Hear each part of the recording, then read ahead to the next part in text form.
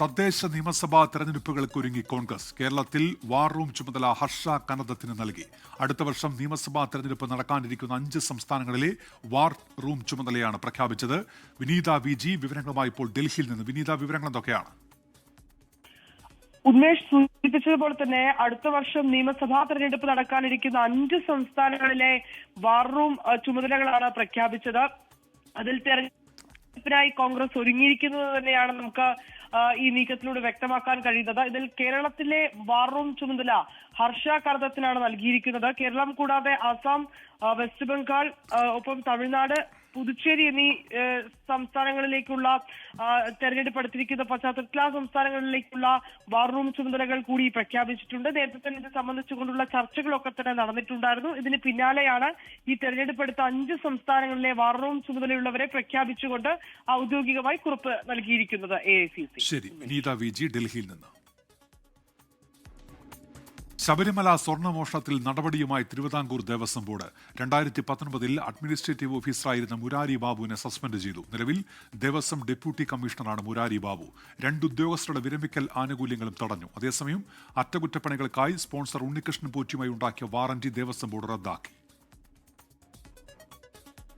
2019-ൽ സ്വർണ്ണപാളി, ചെമ്പുപാളി എന്ന് റിപ്പോർട്ട് എഴുതിയത് അന്നത്തെ അഡ്മിനിസ്ട്രേറ്റീവ് ഓഫീസറായിരുന്ന മുരാരി ബാബുവാണ്.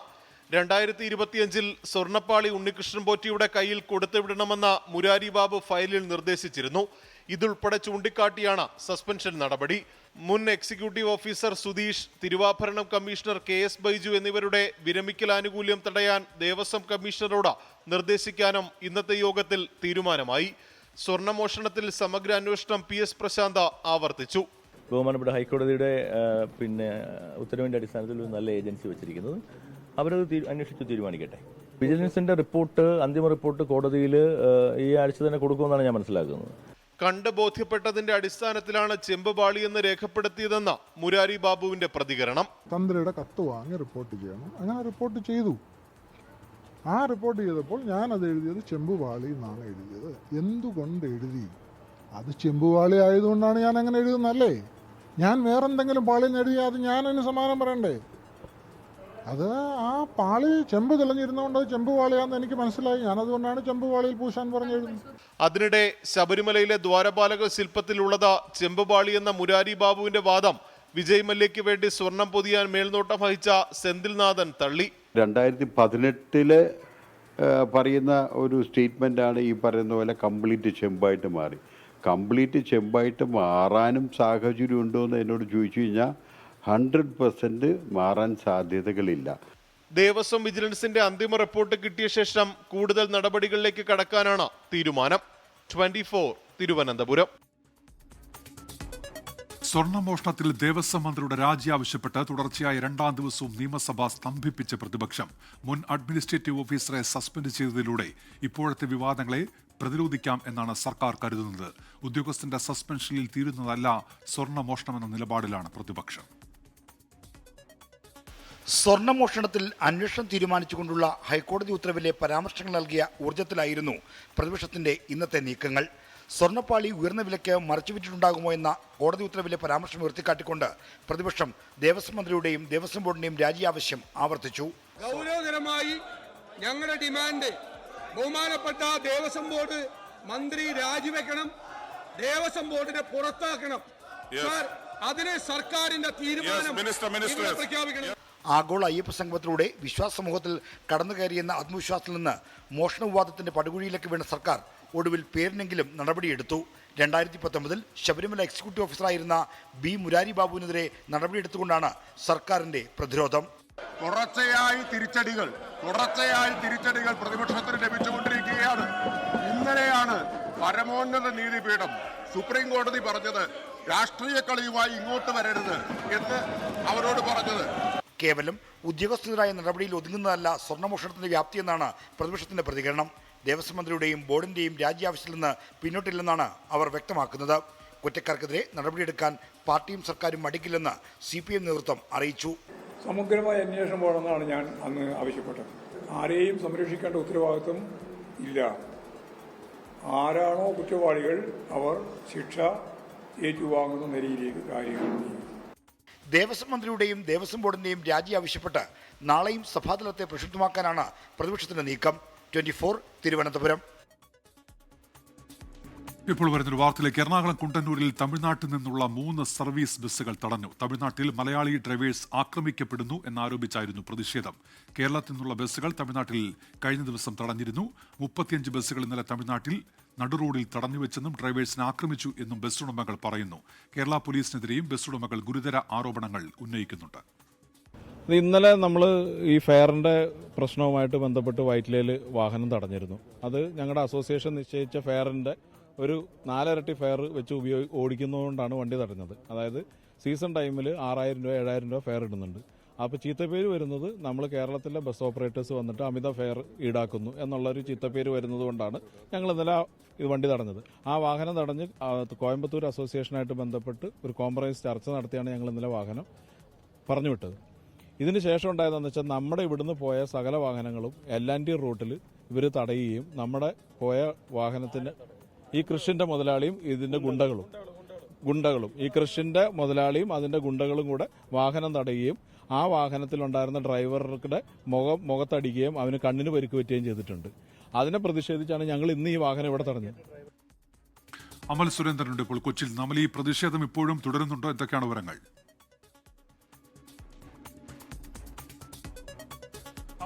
ഏതായാലും ഈ പ്രതിഷേധം ഇപ്പോൾ ശമിച്ചിട്ടുണ്ട്. പോലീസ് എത്തി ഈ ബസ്സുകളെ 3 ബസ്സുകളാണ്, കൃഷ്ണൻ എന്ന പേരിലുള്ള 3 ബസ്സുകളെയാണ്, തമിഴ്നാട്ടിൽ നിന്നുള്ള ഈ 3 സർവീസ് ബസ്സുകളെയാണ് ഇപ്പോൾ കുണ്ടന്നൂരിലെ സ്വകാര്യ ഇടത്ത് തടഞ്ഞു വെക്കുന്ന ഒരു സാഹചര്യം ഉണ്ടായത്. ലക്ഷറി ബസ് ഉടമകളുടെ സംഘടനയും അതോടൊപ്പം തന്നെ ജീവനക്കാരും ചേർന്നാണ് ഈ ബസ്സിനെ ഇങ്ങനെ തടഞ്ഞു വെക്കുന്ന ഒരു സാഹചര്യം ഉണ്ടായത്. അവർ ഉന്നയിക്കുന്ന പ്രധാനപ്പെട്ട ഒരു പ്രശ്നം, ഇന്നലെ ഇത്തരത്തിൽ ചെന്നൈയിലേക്ക് യാത്ര തിരിച്ചിരുന്ന 35ഓളം ബസ്സുകളെ തമിഴ്നാട്ടിൽ നടു റോട്ടിൽ വെച്ച് ഈ കൃഷ്ണൻ എന്ന ബസിന്റെ ഉടമയും അദ്ദേഹത്തിന്റെ ചില ആളുകളും ചേർന്ന് തടയുന്ന ഒരു സാഹചര്യം ഉണ്ടായിരുന്നു. ഈ ബസ് ഓടിച്ചിരുന്ന മലയാളി ഡ്രൈവറെ ആക്രമിച്ചു, മറ്റു ഡ്രൈവറെ ഭീഷണിപ്പെടുത്തി, വണ്ടിയുടെ താക്കോല് ബലമായി ഊരി വാങ്ങുന്ന സ്ഥിതി ഉണ്ടായിരുന്നു. അങ്ങനെ ചെയ്യുമ്പോൾ ഈ ബസ്സുകൾക്കുള്ളിലെല്ലാം യാത്രക്കാരടക്കം ഉണ്ടാകുന്നു. അപ്പോൾ വലിയൊരു പ്രതിസന്ധി തന്നെ ഇന്നലെ രാത്രി സൃഷ്ടിക്കുന്ന ഒരു സാഹചര്യം ഉണ്ടായിരുന്നു. ഇതിനൊരു മറുപടി എന്ന നിലയിലാണ് ഇപ്പോൾ ഈ കൃഷ്ണന്റെ 3 ബസ്സുകൾ, അതായത് യാത്രക്കാരില്ലാത്ത ബസ്സുകൾ എറണാകുളത്തെ കുണ്ടന്നൂരിൽ തടയുന്ന സാഹചര്യം ഉണ്ടായിരുന്നത്. അതീവ ഗുരുതരമായിട്ടുള്ള ഒരു ആരോപണം ഈ ബസ് ഓണേഴ്സിന്റെ ഭാഗത്തു നിന്ന് വരുന്നത്, തമിഴ്നാട്ടിൽ നിന്നുള്ള പോലീസിന്റെ ഉന്നത അധികാരികൾ കേരളത്തിലെ പോലീസിന്റെ ഉന്നത അധികാരികളുമായി ബന്ധപ്പെട്ടുവെന്നും അവർ മരടിലുള്ള പോലീസിന് ഈ ഒരു ബസ്സുകളെ മോചിപ്പിക്കണമെന്ന ഒരു നിർദ്ദേശം നൽകിയെന്നുമുള്ള ഒരു ആരോപണം ഈ ഒരു പോലീസിനെതിരെ ഉടമകളുടെ ഭാഗത്തുനിന്ന് ഉണ്ടാകുന്നുണ്ട്. ഏതായാലും പോലീസിന്റെ ഭാഗത്തുനിന്ന് ഇതിലൊരു പ്രതികരണം ഇതുവരെയും വന്നിട്ടില്ല. ഇപ്പോൾ 4 ബസ് ഓണേഴ്സ് ഏതായാലും കസ്റ്റഡിയിലായിട്ടുണ്ട്, മരട് പോലീസിന്റെ കസ്റ്റഡിയിലായിട്ടുണ്ട്. ഇതിന്റെ തുടർ നടപടികൾ വീണ്ടും ഉണ്ടാകുമെന്ന് തന്നെയാണ് നമ്മൾ പ്രതീക്ഷിക്കുന്നത്. ശരി, അമൽ സുരേന്ദ്രനാണ് കൊച്ചിയിൽ നിന്ന് വിവരങ്ങൾ നൽകിയത്. ശബരിമല സ്വർണ്ണ മോഷണത്തിൽ തിരുവിതാംകൂർ ദേവസ്വം ബോർഡിനെതിരെ പ്രതിഷേധവുമായി പ്രതിപക്ഷ സംഘടനകൾ. പത്തനംതിട്ട ദേവസ്വം ബോർഡ് ഓഫീസിലേക്ക് യൂത്ത് കോൺഗ്രസ് നടത്തിയ മാർച്ചിൽ സംഘർഷമുണ്ടായി. എറണാകുളം കോൺഗ്രസ് ജില്ലാ കമ്മിറ്റിയുടെ നേതൃത്വത്തിൽ നഗരത്തിൽ പന്തം കൊളുത്തി പ്രകടനം നടത്തി. തിരുവനന്തപുരത്തും എറണാകുളത്തും ഹിന്ദു ഐക്യവേദി പ്രവർത്തകരും പ്രതിഷേധ മാർച്ച് സംഘടിപ്പിച്ചു. നാളെയാണ് ക്ലിഫ് ഹൌസിലേക്കുള്ള BJPയുടെ പ്രതിഷേധ മാർച്ച്. ദേവസ്വം ബോർഡ് സംവിധാനം പിരിച്ചുവിടണമെന്നും ക്ഷേത്രഭരണം വിശ്വാസികളെ ഏൽപ്പിക്കണമെന്നും BJP നേതാവ് കുമ്മനം രാജശേഖരൻ. ഇടത് വലത് സർക്കാരുകൾ ശബരിമലയെ കൊള്ളയടിച്ചു, ദേവസ്വം ബോർഡിന് രാഷ്ട്രീയ ലക്ഷ്യം മാത്രമെന്നും കുമ്മനം രാജശേഖരൻ പറഞ്ഞു. കോൺഗ്രസും CPM ഒക്കെ ഇവിടുത്തെ ഹിന്ദുക്കളെ വഞ്ചിച്ചവരാണ്, കബളിപ്പിച്ചവരാണ്. അവരൊരു ചോദ്യത്തിന് ഉത്തരം പറയട്ടെ, എന്തിനാണ് സർക്കാർ ഇത് ഭരിക്കുന്നത്? ഈ കോൺഗ്രസും CPM ഭരിച്ചപ്പോഴെല്ലാം സർക്കാരല്ലേ ഭരിക്കുന്നു. അതുകൊണ്ടാണ് ഇവിടുത്തെ പ്രശ്നങ്ങൾ മുഴുവൻ. ഈ ക്ഷേത്രങ്ങളിൽ ഇന്ന് അഴിമതിയും തട്ടിപ്പും വെട്ടിപ്പും എല്ലാം നടക്കുന്നതിൻ്റെ കാരണം ഭരണവ്യവസ്ഥിതിയാണ്. ആ വ്യവസ്ഥിതിയുടെ നിർമ്മാതാക്കളാണ് കോൺഗ്രസും CPM. പിരിച്ചുവിടണം. ഈ ദേവസ്വം നിയമം തന്നെ ഭേദഗതി ചെയ്യണം. ഇത് കാലഹരണപ്പെട്ടു പോയ ഒരു നിയമമാണ്. ഇത് സർക്കാർ മുഴുവൻ ക്ഷേത്രത്തിൻ്റെ ഭരണം കൈയടക്കി വെച്ചിരിക്കുകയാണ്. ക്രൈസ്തവ മുസ്ലിം വിശ്വാസികളുടെ ആരാധനാലയങ്ങൾ ഭരിക്കാനുള്ള സ്വാതന്ത്ര്യം അവർക്കുണ്ട്. ആ സ്വാതന്ത്ര്യം, ആ മതസ്വാതന്ത്ര്യം, ആരാധനാ ഭരണ സ്വാതന്ത്ര്യം എന്തുകൊണ്ട് ഇവിടുത്തെ ഹിന്ദുക്കൾക്ക് വിട്ടുകൊടുത്തുകൂടാ? തൃശൂരിൽ ആംബുലൻസ് കിട്ടാത്തതിനെ തുടർന്ന് ആശുപത്രിയിൽ എത്തിക്കാൻ വൈകിയ യുവാവ് റെയിൽവേ പ്ലാറ്റ്ഫോമിൽ മരിച്ചു. ചാലക്കുടി മാരാങ്കാട് സ്വദേശി ശ്രീജിത്താണ് മരിച്ചത്. കുഴഞ്ഞു വീണ യുവാവിനെ അരമണിക്കൂറാണ് മുളങ്കുന്നത്തുകാവ് റെയിൽവേ പ്ലാറ്റ്ഫോമിൽ കിടത്തേണ്ടി വന്നത്. രോഗിയാരുമല്ല ഞങ്ങള്, ഞങ്ങളിവിടെ കണ്ടിട്ട് പ്രതികരിച്ച ആൾക്കാരാ. ഞങ്ങളോട് ചോദിച്ചപ്പോ നിങ്ങൾക്ക് ആരും അറിയില്ല.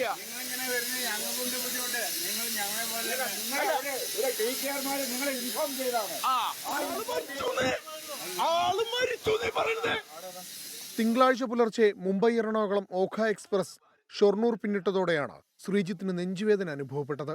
TTA വിവരമറിയിച്ചു. തൊട്ടടുത്ത സ്റ്റേഷനായ വടക്കാഞ്ചേരിയിൽ ട്രെയിൻ നിർത്തണമെന്ന് ആവശ്യപ്പെട്ടെങ്കിലും സ്റ്റോപ്പില്ലെന്ന് മറുപടി. ഇതിനിടെ ആരോഗ്യസ്ഥിതി മോശമായി. സഹ TTമാരെ വിളിച്ചു വരുത്തി. മൂവരും കൂടിയാലോചിച്ച് ട്രെയിൻ മുളങ്കുന്നത്തുകാവ് സ്റ്റേഷനിൽ നിർത്താൻ തീരുമാനിച്ചു. ലോക്കോ പൈലറ്റിനെയും സ്റ്റേഷൻ മാസ്റ്ററെയും വിവരമറിയിച്ചു. ആംബുലൻസ് ഉൾപ്പെടെ സജ്ജീകരിക്കണമെന്നായിരുന്നു നിർദ്ദേശം. എന്നാൽ ആംബുലൻസ് പോയിട്ട് സ്ട്രക്ചർ പോലും സ്റ്റേഷനിൽ ഉണ്ടായിരുന്നില്ല. ശ്രീജിത്തിനെ കയ്യിൽ വാരിയെടുത്ത് പകുതി ദൂരം എത്തിച്ചപ്പോഴാണ് ഒരു വീൽ ചെയർ തന്നെ ലഭിച്ചത്. പിന്നീട് അരമണിക്കൂറോളം നേരം ആംബുലൻസിനു വേണ്ടി കാത്തിരുന്നു. ഇതിനിടയിൽ നഴ്സിംഗ് വിദ്യാർത്ഥിയും ട്രെയിനിൽ ഉണ്ടായിരുന്ന വനിതാ ഡോക്ടറും CPR അടക്കം ശ്രീജിത്തിന് നൽകി. ഒരു ഓട്ടോ പോലും അറേഞ്ച് ചെയ്യാൻ ഇവർക്ക് പറ്റിയിട്ടില്ല. അയാളെ ജോലി ഉണ്ടാവാൻ അടുത്ത പ്രാവശ്യം. 5 മിനിറ്റ് ദൂരം മാത്രമുള്ള മെഡിക്കൽ കോളേജിലേക്ക് അരമണിക്കൂറിനപ്പുറം ശ്രീജിത്തിനെ എത്തിച്ചപ്പോഴേക്കും മരണം സംഭവിച്ചു. വിഷമുണ്ട്. അവസാനം വരാൻ തന്നെ വിളിച്ചു എത്തുന്ന പ്രതീക്ഷയിൽ ഞാനവിടെ എത്തി ഹോസ്പിറ്റലിൽ ചെന്ന് ട്രെയിൻ പാസഞ്ചർ 2 പേരുണ്ടായിരുന്നു. അപ്പം അവർ പറഞ്ഞു ഇങ്ങനെ ആൾക്ക് ബുദ്ധിമുട്ടുകളൊക്കെ ആയി. അവിടെ ആരും അങ്ങനെ ഡ്രൈവേയിൽ അങ്ങനെ ആരും ഒരു നടപടിയും കാര്യം സ്വീകരിച്ചതാ. അവിടെ ഹോസ്പിറ്റലുള്ളവരെന്താ പറഞ്ഞു? അവര് പറഞ്ഞു 10 മണിക്ക് എത്തുന്നുണ്ടെങ്കിൽ എത്രയും പെട്ടെന്ന് എന്റെ മോനെ രക്ഷപ്പെടുത്തിയെന്ന് പറഞ്ഞു. സംഭവത്തിൽ റെയിൽവേക്കടക്കം പരാതി നൽകിയിരിക്കുകയാണ് കുടുംബം. സുരജ് സജി, 24, തൃശൂർ. മലപ്പുറം വെട്ടിച്ചിറയിൽ ബസ്സും ഇരുചക്ര വാഹനവും കൂട്ടിയിടിച്ച് യുവാവ് മരിച്ചു. വെട്ടിച്ചിറ കമ്പിളിവളപ്പ് സ്വദേശി ഷാഫിയാണ് മരിച്ചത്. അപകടത്തിന്റെ CCTV ദൃശ്യങ്ങൾ പുറത്തുവന്നു.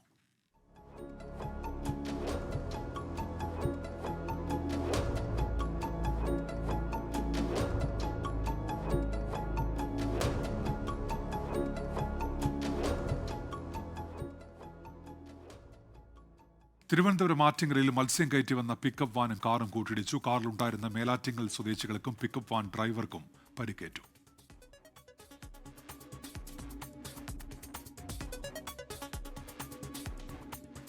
ചുമമരുന്ന് കഴിച്ചുള്ള മരണങ്ങൾക്ക് പിന്നാലെ സംസ്ഥാനത്ത് ശ്രീശൻ ഫാർമസ്യൂട്ടിക്കൽസിന്റെ എല്ലാ മരുന്നുകളും നിരോധിച്ചു. മരുന്ന് വിതരണം കേരളത്തിൽ നിർത്തിവെക്കാൻ ആരോഗ്യമന്ത്രി വീണ ജോർജ് നിർദ്ദേശം നൽകി. ശ്രീശൻ ഫാർമസ്യൂട്ടിക്കൽസിന്റെ ലൈസൻസ് റദ്ദാക്കാനുള്ള നടപടികൾ ആരംഭിച്ചതിന് പിന്നാലെയാണ് നിരോധനം. ചുമമരുന്ന് കഴിച്ച് മധ്യപ്രദേശിലും രാജസ്ഥാനിലുമായി ഇതുവരെ 19 കുട്ടികളാണ് മരിച്ചത്. ഉത്തർപ്രദേശ്, ഉത്തരാഖണ്ഡ്, കർണാടക തുടങ്ങിയ സംസ്ഥാനങ്ങളിൽ കോൾഡ്രിഫ് കഫ് സിറപ്പ് നിരോധിച്ചിരുന്നു. ഇതിന് പിന്നാലെയാണ് പരാതിക്കിടയാക്കി സിറപ്പ് വിതരണം ചെയ്ത ശ്രീശൻ ഫാർമസ്യൂട്ടിക്കൽസിന്റെ എല്ലാ മരുന്നുകളും സംസ്ഥാനത്ത് നിരോധിച്ചത്. തമിഴ്നാട് കാഞ്ചീപുരത്ത് പ്രവർത്തിക്കുന്ന സ്ഥാപനത്തിന്റെ ലൈസൻസ് റദ്ദാക്കാനുള്ള നടപടികൾ തമിഴ്നാട് ഡ്രഗ്സ് കൺട്രോളർ ഇതിനോടകം തന്നെ തുടങ്ങിക്കഴിഞ്ഞു. സംസ്ഥാനത്ത് ഈ മരുന്നെത്തിക്കുന്ന 5 കമ്പനികളോട് വിതരണം നിർത്തിവെക്കാൻ നിർദ്ദേശിച്ചെന്ന് ആരോഗ്യവകുപ്പ് അറിയിച്ചു. ചുമമരുന്ന് കഴിച്ചുള്ള മരണങ്ങൾക്ക് പിന്നാലെ മധ്യപ്രദേശിലും 2 സിറപ്പുകൾ കൂടി നിരോധിച്ചു. റീലൈഫ്, റെസ്പി ഫ്രഷ് എന്നീ സിറപ്പുകളാണ് നിരോധിച്ചത്. 2 സിറപ്പുകളിലും ഉയർന്ന അളവിൽ ഡൈഎത്തിലിൻ ഗ്ലൈക്കോൾ കണ്ടെത്തിയിട്ടുണ്ട്. നിലവിൽ കോൾഡ്രിഫ് കഫ് സിറപ്പ് കഴിച്ച് മധ്യപ്രദേശിലും രാജസ്ഥാനിലുമായി 19 കുട്ടികളാണ് മരിച്ചത്. മധ്യപ്രദേശിലെ ചിന്ദ്വാഡയിലുള്ള 14 കുട്ടികൾ നാഗ്പൂരിലെ ആശുപത്രിയിൽ ചികിത്സയിലാണ്. ഇതിൽ 6 പേരുടെ നില ഗുരുതരമെന്നാണ് റിപ്പോർട്ടുകൾ. മധ്യപ്രദേശിൽ മരിച്ച 14 കുട്ടികളിൽ 11 പേരും ഉപയോഗിച്ചത് കോൾഡ്രിഫ് കഫ് സിറപ്പ് എന്നാണ് സൂചന. അതേസമയം ചുമ, ജലദോഷം എന്നിവയ്ക്കുള്ള മരുന്നുകൾ കുട്ടികൾക്ക് ഡോക്ടറുടെ നിർദ്ദേശപ്രകാരം മാത്രമേ നൽകാവൂ എന്ന് ആരോഗ്യ മന്ത്രാലയം കർശന നിർദ്ദേശം നൽകിയിട്ടുണ്ട്. 24, തിരുവനന്തപുരം. സർക്കാരിന്റെ വികസന സദസ്സുമായി സഹകരിക്കേണ്ടതില്ല എന്ന UDF ആഹ്വാനം വീണ്ടും തള്ളി മുസ്ലിം ലീഗ്. മലപ്പുറത്ത് മുസ്ലിം ലീഗ് ഭരിക്കുന്ന മൊറയൂർ പഞ്ചായത്തിൽ വികസന സദസ്സ് സംഘടിപ്പിച്ചു. നേരത്തെ ലീഗ് അംഗം പ്രസിഡന്റായ മംഗലം പഞ്ചായത്തിലും വികസന സദസ്സ് സംഘടിപ്പിച്ചിരുന്നു. തദ്ദേശ സ്ഥാപനങ്ങളിലെ വികസനങ്ങൾ കാണിച്ച് നേട്ടമുണ്ടാക്കാനാണ് സർക്കാർ ശ്രമിക്കുന്നതെന്ന് ആരോപിച്ചാണ് വികസന സദസ്സുമായി സഹകരിക്കേണ്ടെന്ന് UDF സംസ്ഥാന നേതൃത്വം തീരുമാനിച്ചത്. ആ തീരുമാനത്തെ തുടർച്ചയായി തള്ളുകയാണ് മുസ്ലിം ലീഗ്. പരിപാടിക്ക് ആശംസകൾ നേരാൻ CPIM, CPI, Janata Dal, welfare party പ്രതിനിധികൾ എത്തിയെങ്കിലും കോൺഗ്രസിൽ നിന്ന് ആരും വന്നില്ല. LDF സർക്കാർ അധികാരത്തിൽ വന്നപ്പോഴാണ് സകല മേഖലകളിലും വികസനം ഉണ്ടായതെന്ന് പറയുന്ന ഡോക്യുമെന്ററിയും പ്രദർശിപ്പിച്ചു. പരിപാടി നടത്താൻ പാടില്ലെന്ന് ആരും പറഞ്ഞിട്ടില്ലെന്ന് പഞ്ചായത്ത്. നടത്തരുതെന്ന് പറഞ്ഞിട്ടില്ല. ഞങ്ങളെ സംബന്ധിച്ചോളം ഞങ്ങൾ മൊറയൂർ ഗ്രാമപഞ്ചായത്തിന്റെ വികസന നേട്ടങ്ങൾ അത്രമാത്രം ഞങ്ങൾക്ക് ജനങ്ങളിലേക്ക് അറിയിക്കേണ്ടതുണ്ട്. ഇവിടെ അതിനുമാത്രം വികസനങ്ങൾ നടന്നുകൊണ്ടിരിക്കുന്നുണ്ട്, നടത്തിയിട്ടുണ്ട് ഞങ്ങൾ. ആ ഭരണസമിതി ആ ത്രാണിയോടുകൂടി തന്നെയാണ് ഞങ്ങളിത്. അല്ലാതെ സർക്കാരിൻ്റെ മാത്രം വികസനങ്ങൾ പറയുക എന്നുള്ളതല്ല. നേരത്തെ ലീഗ് അംഗം പ്രസിഡന്റും കോൺഗ്രസ് അംഗം വൈസ് പ്രസിഡന്റുമായ മംഗലം പഞ്ചായത്തിലും വികസന സദസ്സ് സംഘടിപ്പിച്ചിരുന്നു. ഇതിന്റെ പേരിൽ മുസ്ലിം ലീഗും കോൺഗ്രസും തമ്മിൽ പ്രാദേശികമായി ഭിന്നതയും നിലനിൽക്കുന്നുണ്ട്. 24 മലപ്പുറം. എയ്ഡഡ് സ്കൂളുകളിലെ ഭിന്നശേഷി അധ്യാപക നിയമന തർക്കം സമവായത്തിലേക്ക്. ക്രൈസ്തവ മാനേജ്മെന്റുകളും സർക്കാരും തമ്മിലുള്ള പ്രശ്നം പരിഹരിക്കാൻ KCBC അധ്യക്ഷൻ മുഖ്യമന്ത്രിയുമായും വിദ്യാഭ്യാസ മന്ത്രിയുമായും ചർച്ച നടത്തി. വീണ്ടും നിയമോപദേശം തേടാനാണ് വിദ്യാഭ്യാസ വകുപ്പിന്റെ ആലോചന. ഭിന്നശേഷി അധ്യാപക നിയമനത്തെ തുടർന്ന് എയ്ഡഡ് മേഖലയിൽ ഉണ്ടായ പ്രശ്നങ്ങൾ പരിഹരിക്കണമെന്നാവശ്യപ്പെട്ട് ഇന്നലെ KCBC അധ്യക്ഷൻ major archbishop Baselios Cleemis Catholicos Bava മുഖ്യമന്ത്രിയെ കണ്ടിരുന്നു. പിന്നാലെയാണ് വിദ്യാഭ്യാസ മന്ത്രിയുമായി ഫോണിൽ ആശയവിനിമയം നടത്തിയത്. ഭിന്നശേഷി അധ്യാപക നിയമനത്തിൽ NSSന് വേണ്ടി വിദ്യാഭ്യാസ വകുപ്പ് പുറത്തിറക്കിയ ഉത്തരവ് മറ്റ് മാനേജ്മെന്റുകൾക്കും ബാധകമാക്കണമെന്നാണ് ക്ലിമീസ് കാതോലിക്ക ബാവ ആവശ്യപ്പെട്ടത്. നിലവിൽ ലഭിച്ച നിയമോപദേശപ്രകാരമാണ് സർക്കാർ മുന്നോട്ടു പോകുന്നതെന്നും വിഷയത്തിൽ വീണ്ടും നിയമോപദേശം തേടാമെന്നും വിദ്യാഭ്യാസ മന്ത്രിയും അറിയിച്ചു. കഴിഞ്ഞ ദിവസം മുഖ്യമന്ത്രിയുമായി നടത്തിയ ചർച്ച പോസിറ്റീവായിരുന്നുവെന്നും ഉടൻ പരിഹാരമുണ്ടാകുമെന്നും മുഖ്യമന്ത്രി പറഞ്ഞതായും ക്ലിമീസ് കാതോലിക്ക ബാവ അറിയിച്ചിരുന്നു. 24 തിരുവനന്തപുരം. ഉറവിട മാലിന്യ സംസ്കരണ സംവിധാനം സ്ഥാപിച്ച വീടുകൾക്ക് നികുതി ഇളവ് പ്രഖ്യാപിച്ച് സംസ്ഥാന സർക്കാർ. വീട്ടുടമസ്ഥർക്ക് കെട്ടിട നികുതിയിൽ 5% ഇളവ് അനുവദിക്കും. ഉറവിട മാലിന്യ സംസ്കരണം പ്രോത്സാഹിപ്പിക്കുക ലക്ഷ്യമിട്ടാണ് പുതിയ തീരുമാനം. 2025 സർവേ റിപ്പോർട്ട് പ്രകാരം സംസ്ഥാനത്തെ 26% വീടുകളിലാണ് നിലവിൽ ഉറവിട ജൈവമാലിന്യ സംസ്കരണ സംവിധാനമുള്ളത്. ഇത് മുഴുവൻ വീടുകളിലേക്കും വ്യാപിപ്പിക്കുന്നതിന്റെ ഭാഗമായാണ് പുതിയ ഇളവ്. വീടുകളിൽ ഉറവിട മാലിന്യ സംസ്കരണ സംവിധാനം സ്ഥാപിച്ച് മാലിന്യ സംസ്കരണം നടത്തുന്നവർക്ക് കെട്ടിട നികുതിയിൽ 5% ഇളവ് നൽകും. ശുചിത്വ മിഷൻ അംഗീകരിച്ചിട്ടുള്ള ഉറവിട മാലിന്യ സംസ്കരണ ഉപാധികളിൽ ഏതെങ്കിലും സ്ഥാപിച്ചവർക്കാണ് ഇളവ് ലഭിക്കുക. ഇതിനായി വീട്ടുടമ K-സ്മാർട്ട് വഴി അപേക്ഷ നൽകണം. വാർഡ് ചുമതലയുള്ള ഉദ്യോഗസ്ഥർ ഇത് പരിശോധിച്ച് റിപ്പോർട്ട് നൽകും. തുടർന്നാകും 1 വർഷത്തേക്ക് നികുതി ഇളവ് ലഭിക്കുക. മാലിന്യമുക്ത നവകേരളത്തിന്റെ ഭാഗമായാണ് നിർണായക തീരുമാനം. കൂടുതൽ നികുതി ഇളവ് നൽകുന്നത് വഴി പരമാവധി വീടുകളിൽ ഉറവിട മാലിന്യ സംസ്കരണം പൂർത്തീകരിക്കാൻ കഴിയുമെന്നാണ് തദ്ദേശ വകുപ്പും പ്രതീക്ഷിക്കുന്നത്. MG പ്രതീഷ്, 24 തിരുവനന്തപുരം. ഉത്തരാഖണ്ഡിൽ സ്കൂൾ വിദ്യാർത്ഥികളെ കൊണ്ട് നിർബന്ധിച്ച് ജോലി ചെയ്യിച്ച പ്രധാനാധ്യാപികയ്ക്ക് സസ്പെൻഷൻ. ഡെറാഡൂണിലെ ബഞ്ചാരാവാലയിലുള്ള ഗവൺമെന്റ് പ്രൈമറി സ്കൂളിലാണ് സംഭവം. യൂണിഫോം ധരിച്ച കുട്ടികളെ കൊണ്ട് ജോലി ചെയ്യിക്കുന്ന ദൃശ്യങ്ങൾ പുറത്തുവന്നതിന് പിന്നാലെയാണ് നടപടി.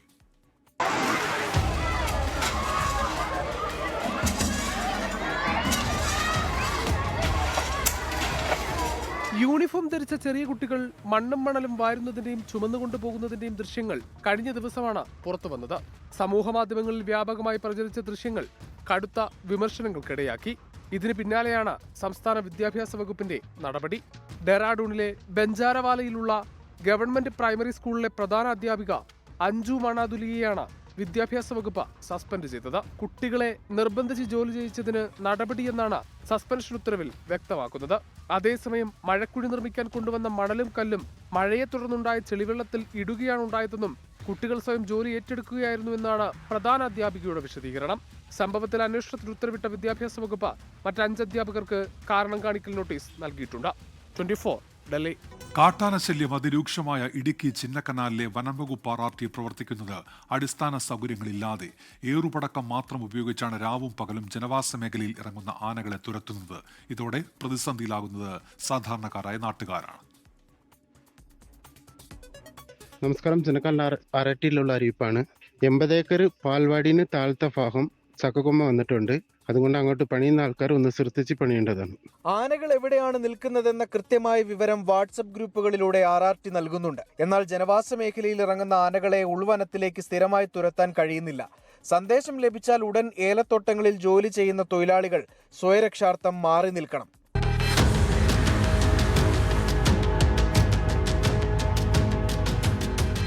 രാത്രിയിലെല്ലാം വന്ന് ചെടിയെല്ലാം നശിപ്പിക്കും.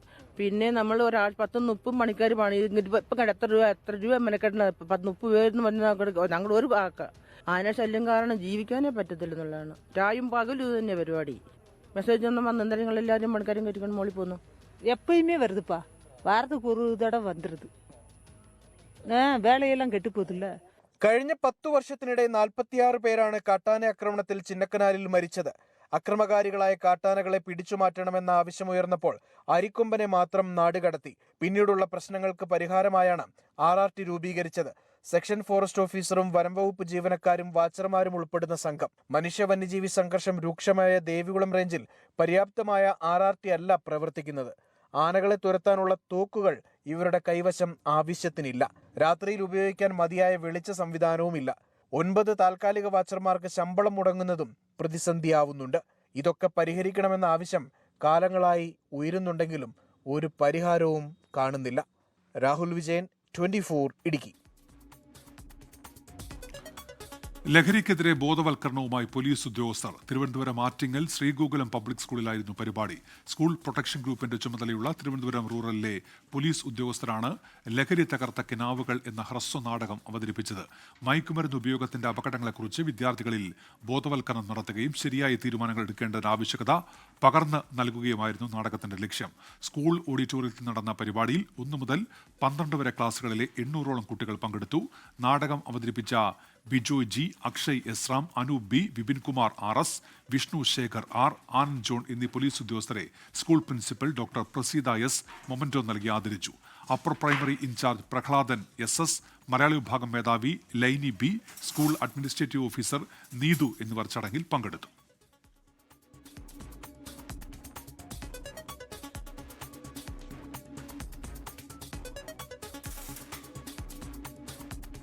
മുംബൈ നഗരത്തിലെ 2ാമത്തെ അന്താരാഷ്ട്ര വിമാനത്താവളം നാളെ പ്രധാനമന്ത്രി ഉദ്ഘാടനം ചെയ്യും. നവി മുംബൈയിലാണ് വിമാനത്താവളം പ്രവർത്തനം തുടങ്ങുക. ഒരു നഗരത്തിൽ 2 അന്താരാഷ്ട്ര വിമാനങ്ങൾ എന്ന അപൂർവതയിലേക്ക് മുംബൈ നഗരം നാളെ ചുവടുവെക്കും. നവി മുംബൈയിലെ DB പട്ടേൽ അന്താരാഷ്ട്ര വിമാനത്താവളത്തിന്റെ ആദ്യഘട്ടമാണ് പ്രധാനമന്ത്രി രാജ്യത്തിന് സമർപ്പിക്കുക. 4 ടെർമിനലുകളാണ് വിമാനത്താവളത്തിൽ നിർമ്മിക്കുന്നത്. ആദ്യത്തേതിന്റെ ഉദ്ഘാടനമാണ് നാളെ നടക്കുക. താമര രൂപത്തിലാണ് ടെർമിനലിന്റെ നിർമ്മാണം. 3700 മീറ്റർ നീളമുള്ള 2 റൺവേകളിൽ 1 തയ്യാറായി കഴിഞ്ഞു. ഉൾവേയിൽ 3000 ഏക്കറിലാണ് വിമാനത്താവളം പണിതുയർത്തിയത്. ആദ്യഘട്ടത്തിൽ പ്രതിവർഷം 2 കോടി യാത്രക്കാർ വിമാനത്താവളത്തിൽ എത്തുമെന്നാണ് അനുമാനം. 5ാം ഘട്ടം കൂടി പൂർത്തിയാവുന്നതോടെ 9 കോടി യാത്രക്കാർക്ക് പ്രതിവർഷം സേവനം നൽകാനുള്ള ശേഷി വിമാനത്താവളത്തിനുണ്ടാകും. തൊട്ടടുത്ത് നവശേവ തുറമുഖം കൂടി ഉള്ളതിനാൽ വമ്പൻ കാർഗോ ടെർമിനലും വിമാനത്താവളത്തിലുണ്ട്. അദാനി ഗ്രൂപ്പിനാണ് വിമാനത്താവള കമ്പനിയിൽ ഭൂരിഭാഗ ഓഹരിയും. ഇൻഡിഗോയും എയർ ഇന്ത്യയും അഗാസയും അടക്കം ഡിസംബറിൽ തന്നെ വിമാനത്താവളത്തിൽ നിന്ന് സർവീസ് തുടങ്ങും. കേരളമടക്കമുള്ള ലക്ഷ്യസ്ഥാനങ്ങളിലേക്ക് സർവീസ് ഉണ്ടാകും. 24 മുംബൈ.